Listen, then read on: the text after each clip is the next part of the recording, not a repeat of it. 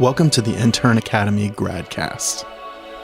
It's the culmination and continuation of decades of ministry being poured into each new generation.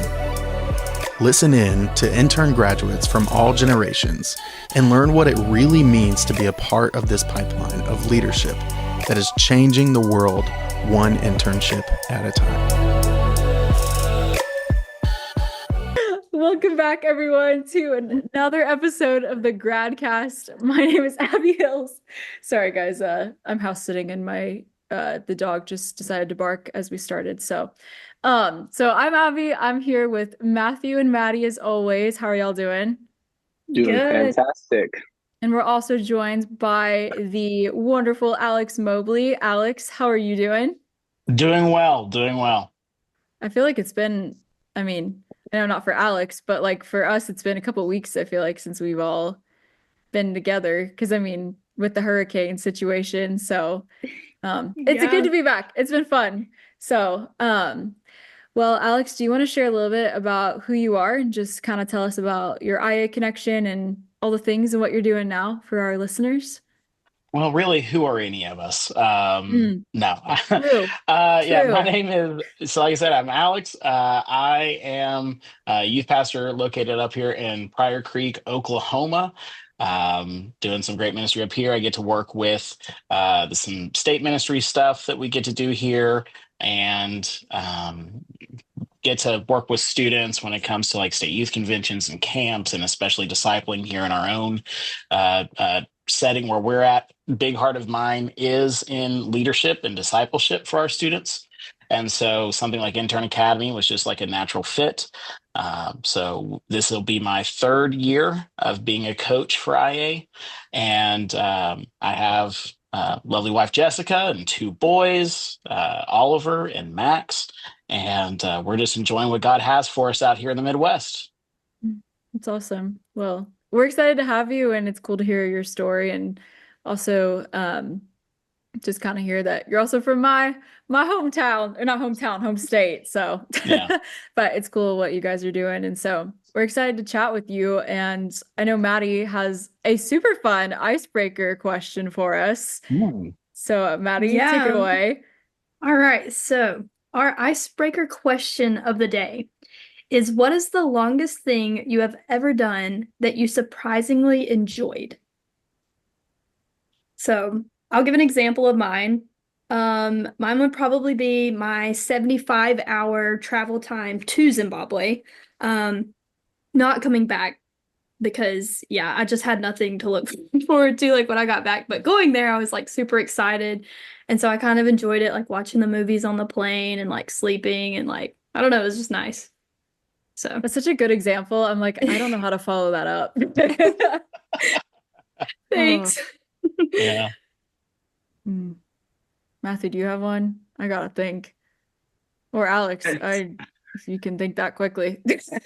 It's a hard question because I typically don't like putting myself in scenarios of things that I don't think that I'm gonna not enjoy. So I only do it if I know that I will have at least an 85% satisfaction in doing it.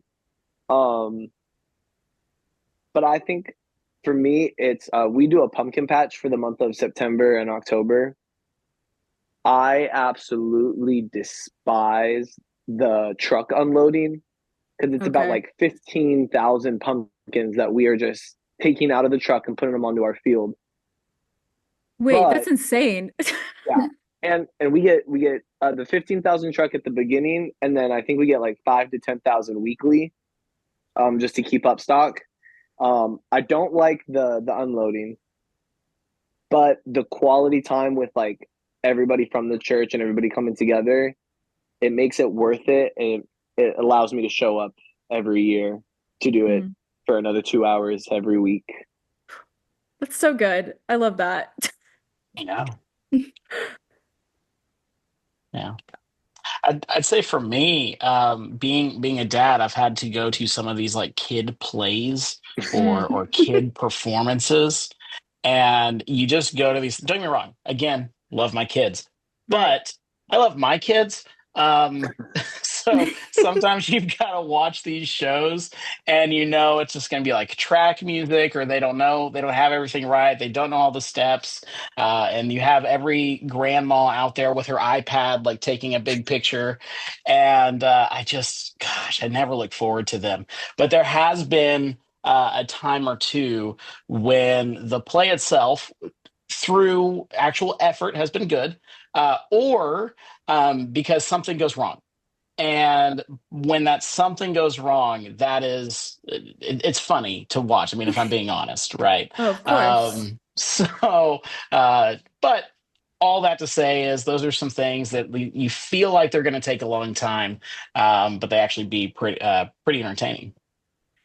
So, can we get an example of like a funny, if you can even think? They're also like, is it like I Yeah. blocked it out after it was over kind of thing? No, there's a few, like my son, when he was in preschool, would be part of the they did a choir. He went to a private preschool thing, and they would do like this Christmas performance, and of course you'd have 1-year-olds get up and sing as best they could. But he was 3 at the time, I want to say. And naturally, they're all singing like Jingle Bells or Rudolph or whatever it may be. And my son is up there in his Christmas sweater, and he's just like stretching it out and pulling up over his head, just showing his stomach to everyone. And I've never been more proud. Honestly, that's amazing. That's like the perfect, like stereotypical, yep, that's happening right now, and I can't do anything about it. Yeah. It's so good. I think for me, I feel like I might have told this story on the Gradcast, and if I did, I'm so sorry. But it was 3 years ago. I was a student ministry, no, I was a communications intern, but I was helping with the student ministry high school camp trip. No, it was high school and middle school. And so on the way back, we have a 13-hour drive from Orange Beach, Alabama, back to Edmond, Oklahoma. And it's already been a long day. We left at like 4 a.m. Everyone's tired, cranky. And, there's always that one kid, maybe two, that has to stop every hour that just can't, and it's like, okay.